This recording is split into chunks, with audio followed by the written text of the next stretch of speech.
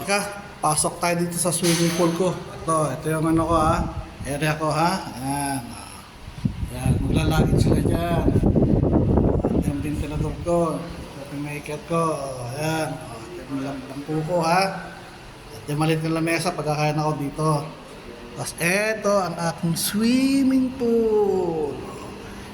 Siya ang indoor na swimming pool nga pala. Hindi lang tayo sa inyo nabanggit sa mga nakarang kong vlog.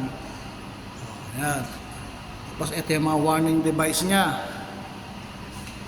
Na kailangan sundin ng mga rules para hindi mapito. Kasi very importante yan eh. Yan, yung mga warning device. Importante sa lahat yan. Ayan. Kailangan yan. Pag hindi nila sinunod yan, ay naku ako malilintikan kay Arbab, kay boss. Baka sabihin, hindi ko sila pinalalanan sa mga warning device. Ayan. Ayan yung locker room. Ito yung locker room ha. Ito yung locker room nila. Locker room namin yan. Tapos ito naman yung CR. Ito yung CR. Ganyan lang, tama na yan. Para ano, ito yung shower area, shower room. Dalawa yan, yung shower room ha. Kaya pala yung swimming pool ko rito, hindi siya mix. Ano siya, may schedule yung babae sa lalaki. Tatlong araw sa lalaki, 3 araw sa babae. Pero depende laktaw-laktaw yung ano ng schedule nun. Hanggang alas 10 na umaga, hanggang alas 8:30 ng gabi. Dati nga, 12 oras nakabukas to eh. Ay mabuti nga, binawasan na yung oras para hindi rin kasi maganda yung mahaba yung oras ng swimming pool. Naano rin yung tubig. Lalo madudumi ng mabubugbog ng gusto yung tubig. Yan, tingnan yan, linaw ng tubig oh. Tapos ito naman yung jacuzzi. Yung jacuzzi, sira. Paayos sana, sabi ko ako yung paayos yan dahil kasi magiging malaking problema yan. Dahil pag gumana yan, dudumugin to ng mga kahit sino rito.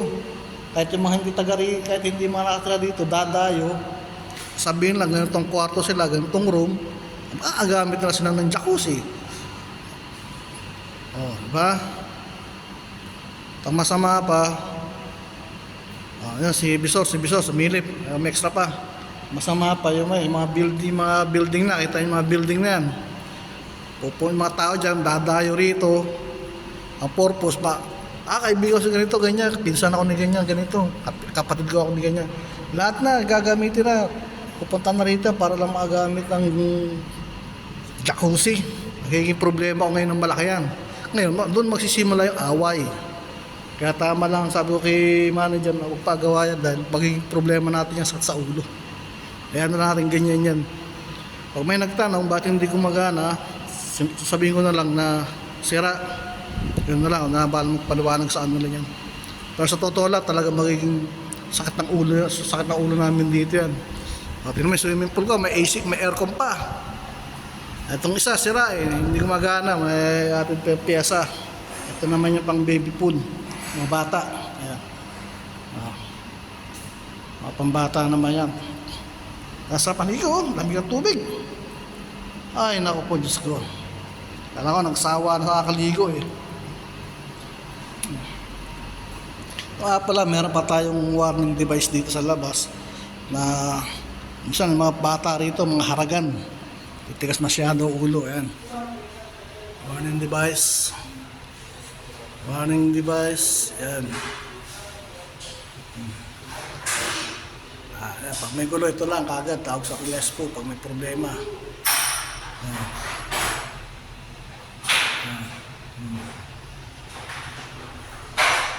Warning device yan na kailangan sundin nila. Yan ang sinasabi ko sa kanila na bawal ang bisita.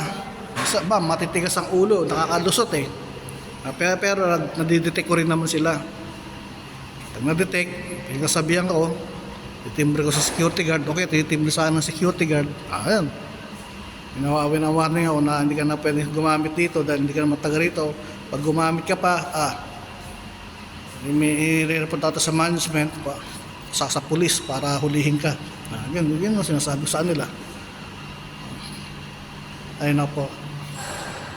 Ay naku, buhay ng isang lifeguard. Ayan. AC, the aircon. Paano? Mamaya, lalabas na ako dahil mamaya magdadatingan na naman yung mga maliligo. Ano ngayon? Babae, Huwebes. Ang schedule ng babae, Martes, Huwebes, Sabado. Ang lalaki naman, Miyerkules, Biyernes, Linggo. Tapos Lunes, day off ko. Yun. May pahinga isang araw. Yun. Paano? Kita-kits na lang ulit tayo mamaya. Ay dadating na ba kami dumating na babae, maliligo yun dito, bawal ang lalaki. Doon lang sa labas, sa lamesa ako nakaupo. Nagbabantay ng mga kung sino papasok. Okay? Okay, bye-bye!